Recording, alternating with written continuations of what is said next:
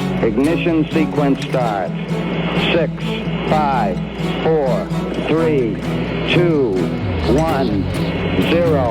Liftoff. We have a liftoff.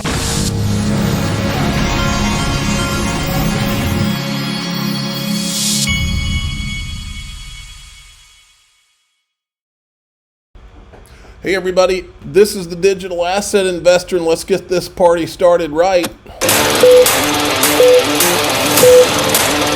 Hello, Las Vegas! You guys having fun?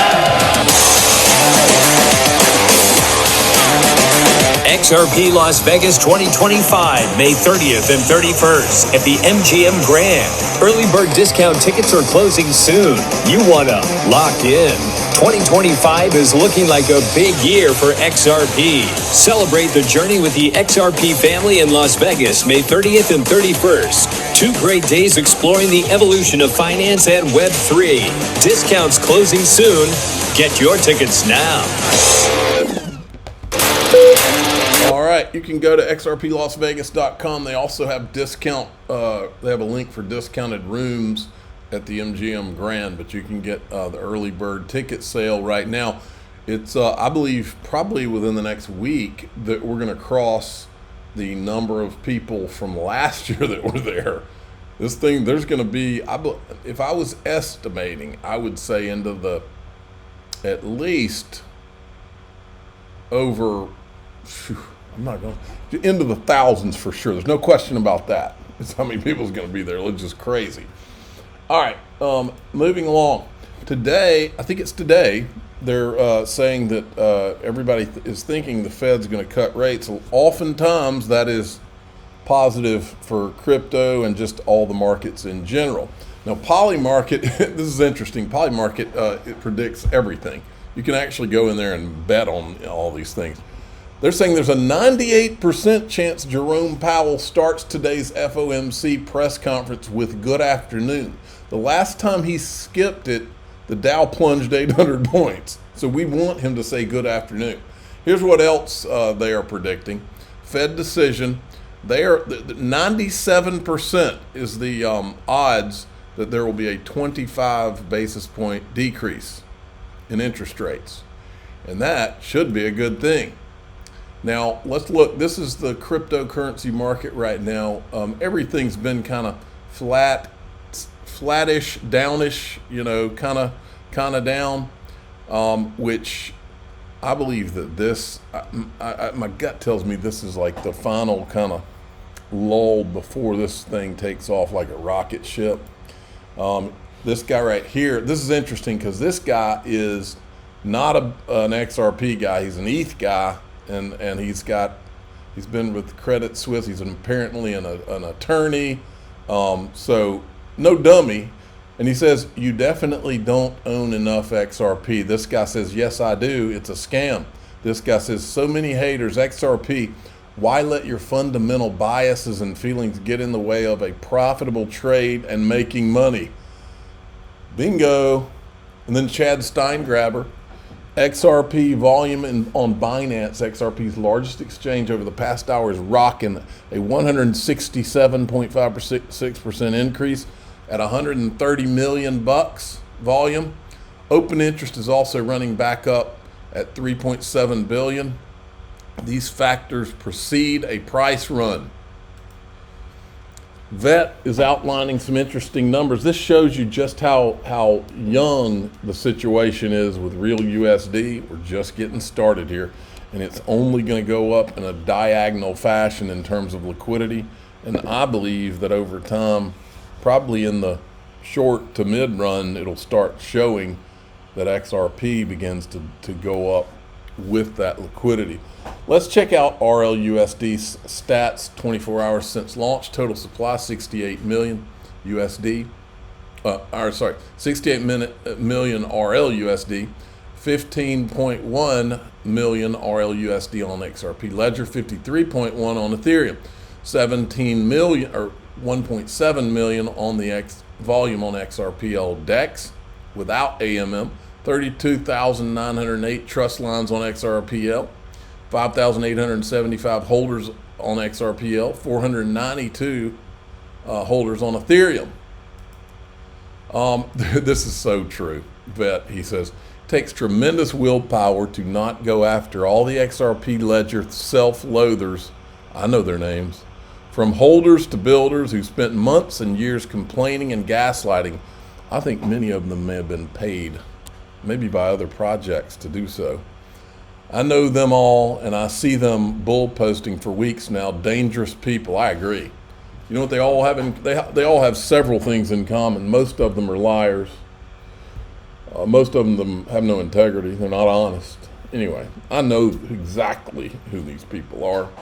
Most of them that promote other tokens while talking bad about XRP have either gotten paid or gotten discounted tokens issued to them and all kinds of things. I've heard the stories. I've seen the screenshots. And I said some of them were trying to convince people that XRP wasn't a top tier asset just weeks before it exploded. True story. eGreg Crypto, they're talking here about the shorts that are facing liquidation at $3. He says send it to $3 and the short squeeze will handle the rest. We would blast off of that. Here's Stephen McClurg, the CEO of Canary Funds. He's the guy that's doing he's doing an HBAR, Litecoin, and XRP ETF. He's filed for them, is my understanding. But really, the bigger news isn't just price. The bigger news is actually all the enterprise solutions that are going to come out of this presidency. So it's not just Bitcoin. We've got Ripple that's building a stablecoin that launches on Tuesday. We've got HBAR that's launching enterprise solutions. We've got Litecoin that is converting their chain. All right, good stuff. I wanted to play a little bit of this guy because this guy's an Ethereum guy. It's funny watching all of them turn about. I almost missed it at first. Ripple quietly dropped a bombshell, and no one's really talking about it.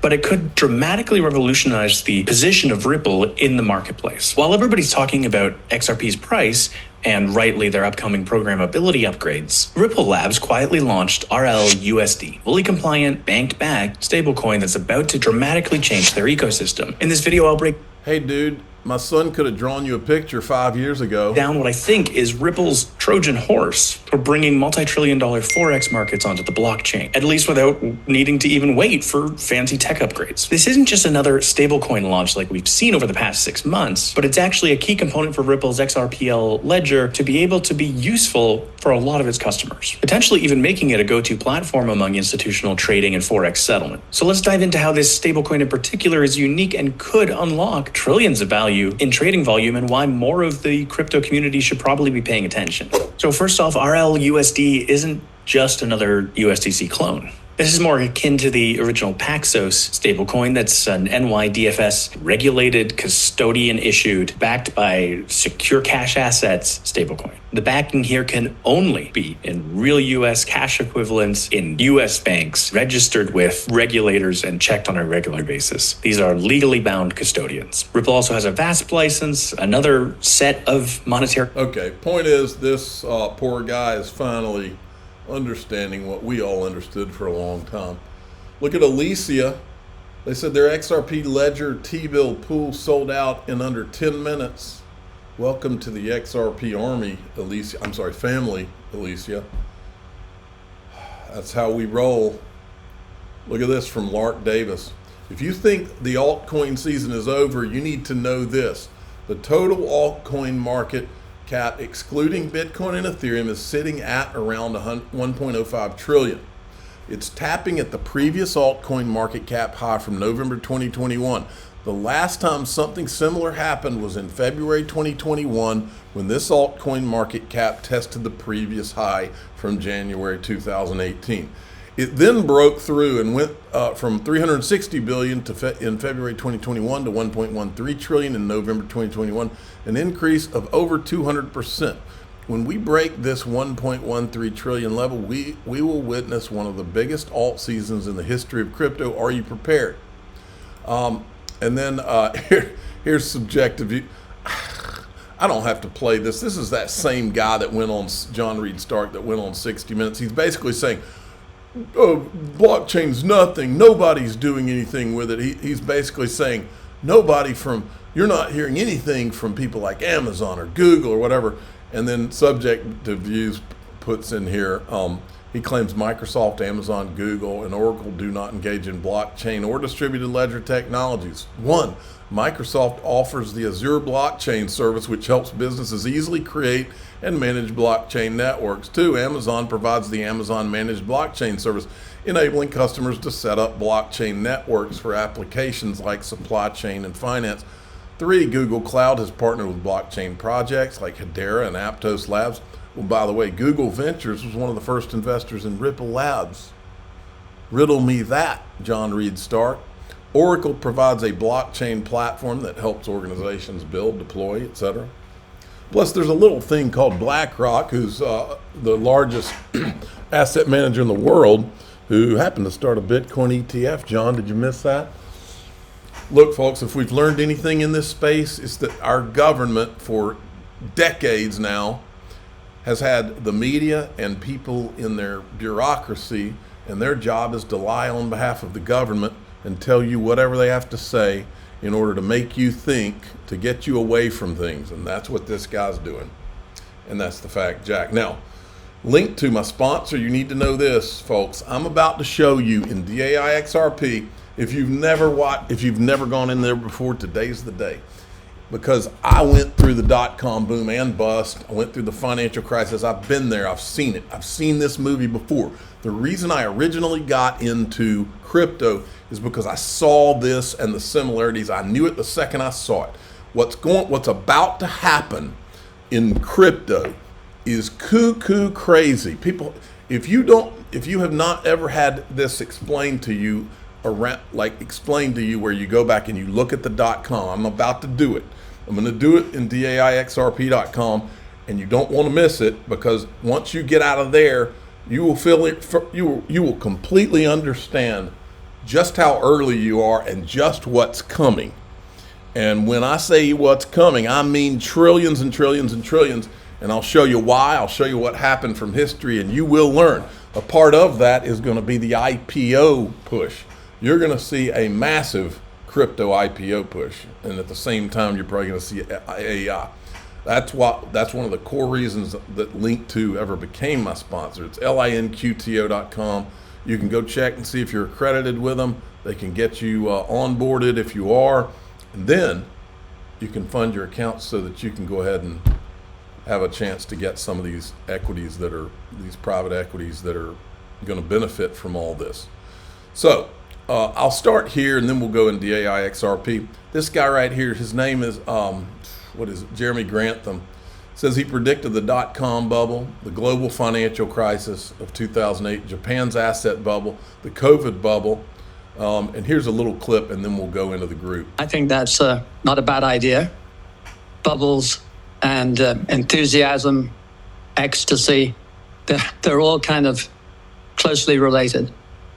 And I like to say, it's not an accident that the most euphoric periods in the market's history, all four of them really, 1929, 1972, tech bubble of 2000, the great financial crash, 2008, and you could add 2011, December.